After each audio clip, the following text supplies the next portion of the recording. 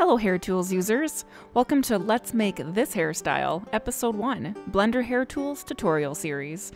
Today, I'll walk you through the process of making this punk hairstyle in Blender using hair tools. I'll speed through the creation of the scalp and show you how I import the hair into Character Creator. I'll be using the hair textures that I created in Episode 2 of the Blender Hair Tools Tutorial Series. I'll add the link in the description. Okay, let's dive in. Alright, so first we're going to open up a new Blender project and clear out our scene. Next, we're going to import a character or head of your choice.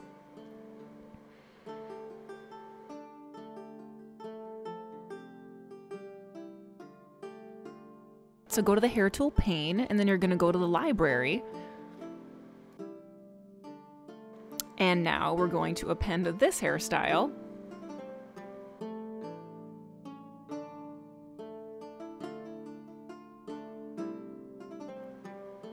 We're going to then remove the curves. Next, go ahead and adjust the grid to fit the head.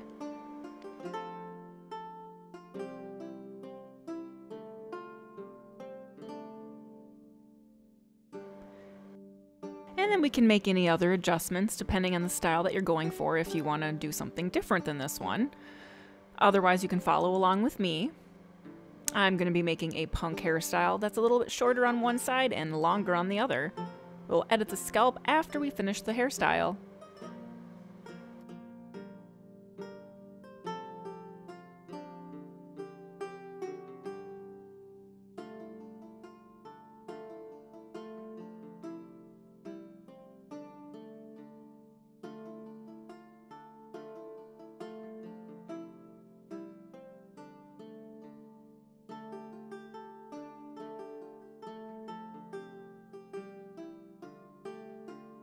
Once I'm satisfied with the grid, I'm going to generate the curves from Grid Surface.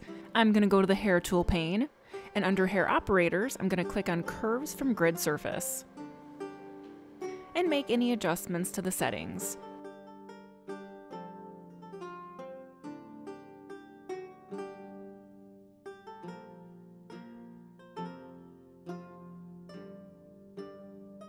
Alright, these are the settings I ended up with. You can definitely pause the video and use these settings if you'd like, or you can play around and come up with something unique. I ended up applying a different hair texture to my curves. I do end up going back to the original ones later, so you can definitely use any hair texture that you would like. I ended up using the ones that I created in Episode 2. Okay, now I'm just going to make some small adjustments to the curves on this base layer here.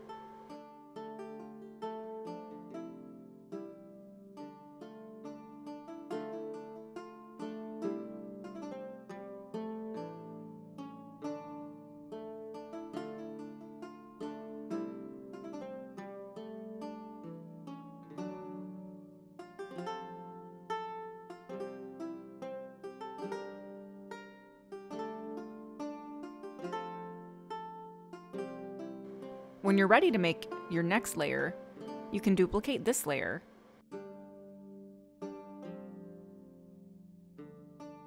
We have to make sure to uninstance the profile.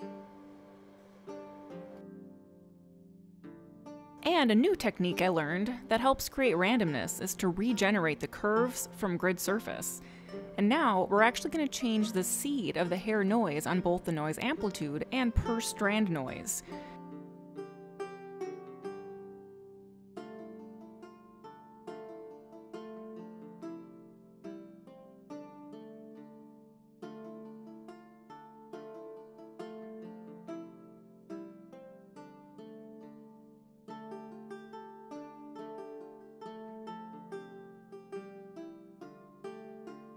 And use the offset above to help with intersecting. It's going to bring the mesh up above the first layer, which is perfect. I am still going to go into solid view mode and make any final adjustments just to be sure I have minimal intersections.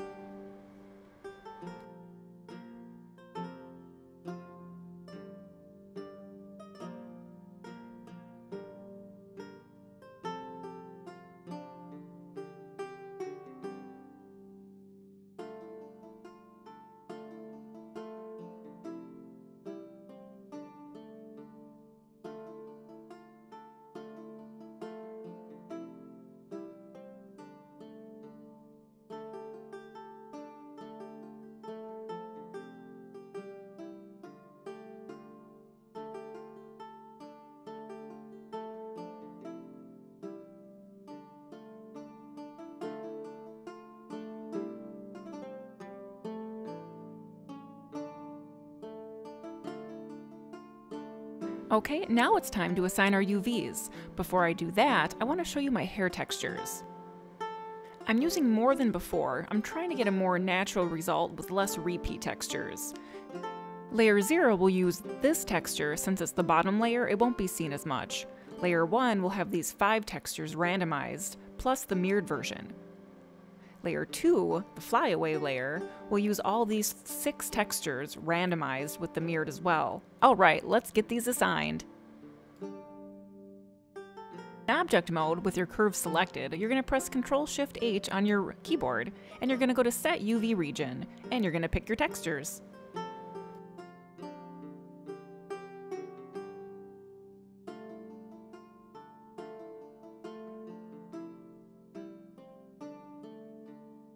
Okay, now we're going to create some volume by editing the curve profile, Hair Tool pane, Edit Curve Profile.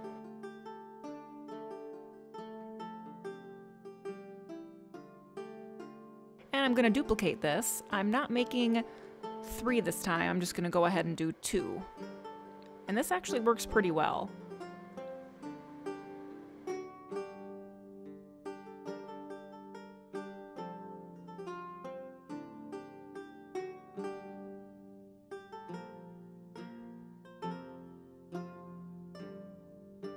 I'm going to go ahead and taper the roots a bit so we can avoid that floating root effect.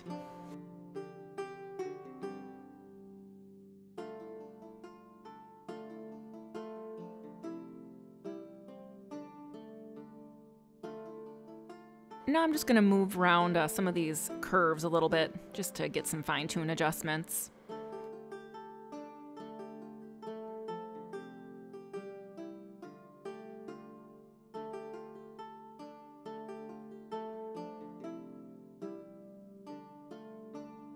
Alright, it's time to make our last layer.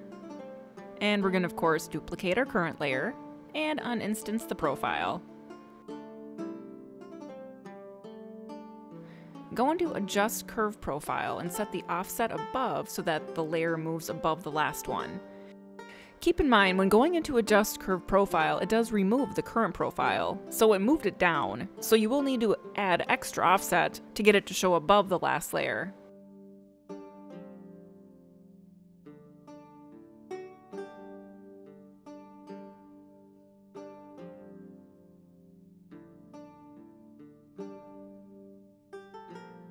Alright, we have to edit the curve profile once more to make volume like we did in the last layer.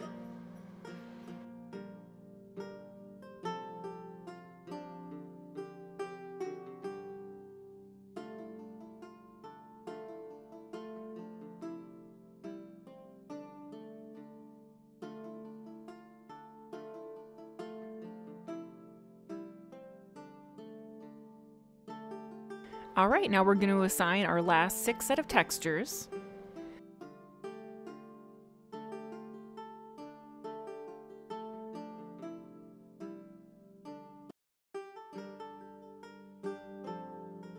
Now I'm just going to make a few adjustments.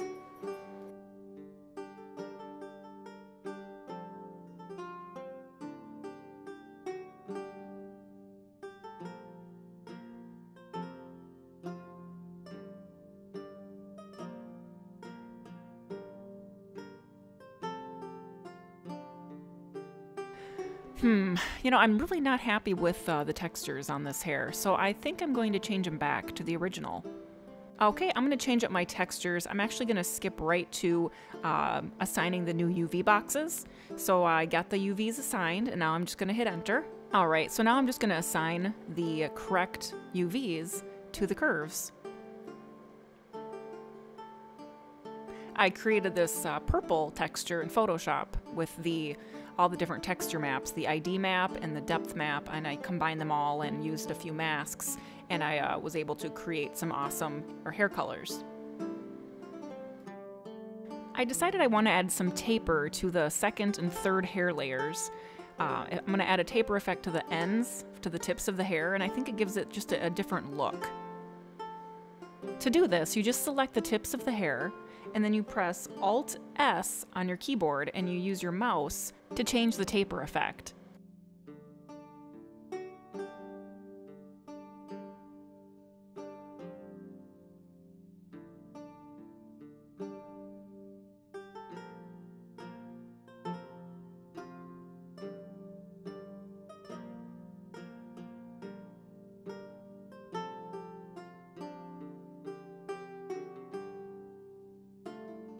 I think this looks a little bit better. You can definitely leave your feedback in the comments, of course. I do need to change the scalp a bit. I would like the back of the head to be shaved. So to do that, I'm actually going to go and create a scalp. Please watch episode 1 on how to make a custom scalp. I will speed through this one. I'm going to slow it down when I get to the weight painting, since I did not do that in my first video.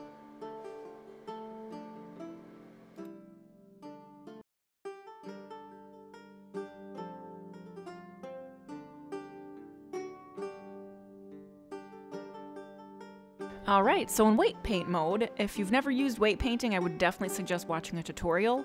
This is not going to be meant for beginners.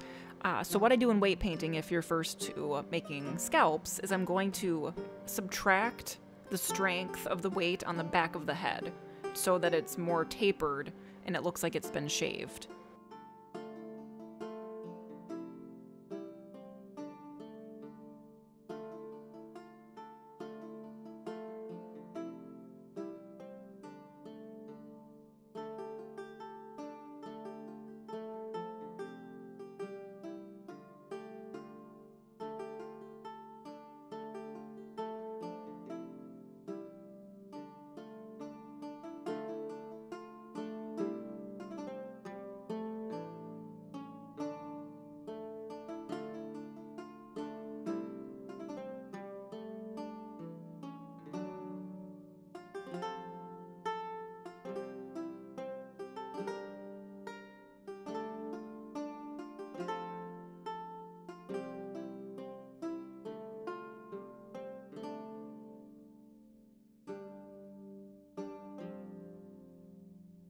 Alright, now that I have my new scalp texture, I'm going to apply it to my scalp mesh.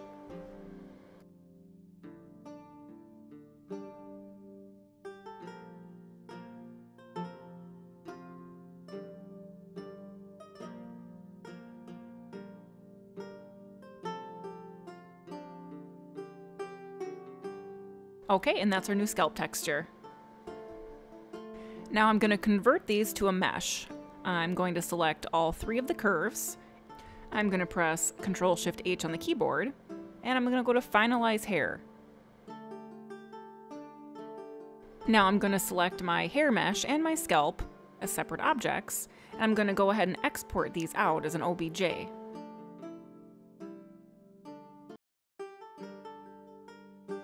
Now I'm going to import my hair into Character Creator. Since I didn't show you this last time, I can definitely show you the import process this time. So first, I save the OBJ and scalp as the separate objects. I don't combine them. I will be using the default female character, since that's what I used when I created the hair. I'm going to put her in a T-pose. I'm going to go to Create Accessory and choose my hair.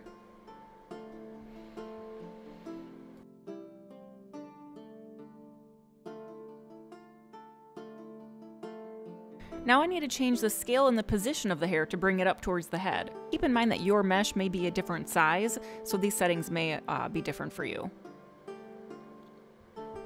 Now, I only want to be able to see the scalp so I can position this correctly on the character. So I'm going to turn my hair texture opacity all the way down.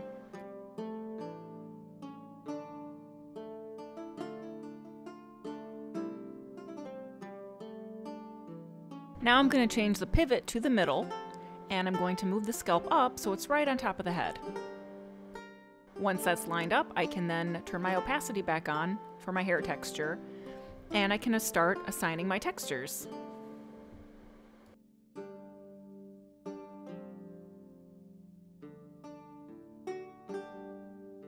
I'm also going to rename my materials. The hair is just going to be considered hair, and then the scalp will just be scalp. And what's really interesting and pretty neat is I have some Material Plus files from previous hair that I've created, and since the mesh and the material name are exactly the same, I can use those Material Plus files and change out the hair color.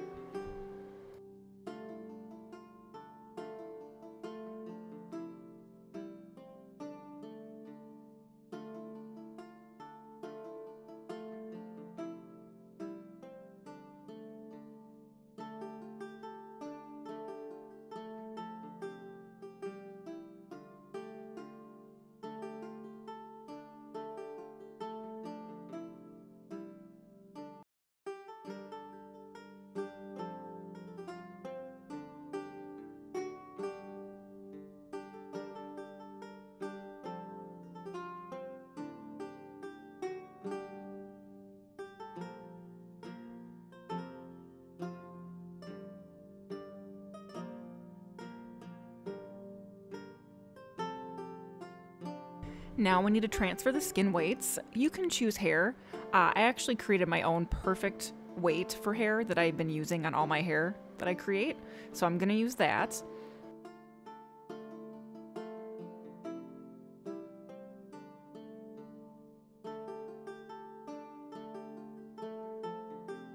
And then we also need to add our weight maps. I had some from previous hair that I used the same textures for, so I'm just going to choose that one.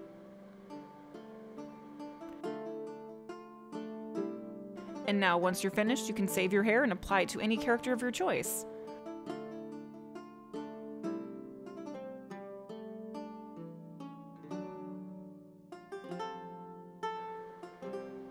Why don't we change the color up a bit with some of the previous hair textures I created? See what it looks like.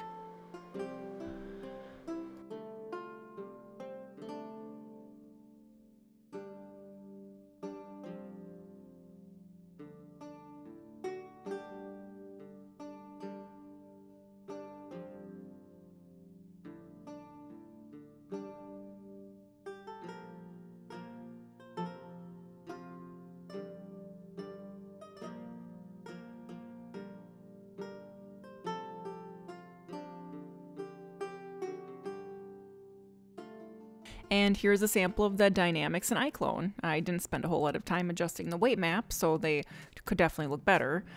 And that is the end of this episode. I hope you enjoyed it, and we will see you next time.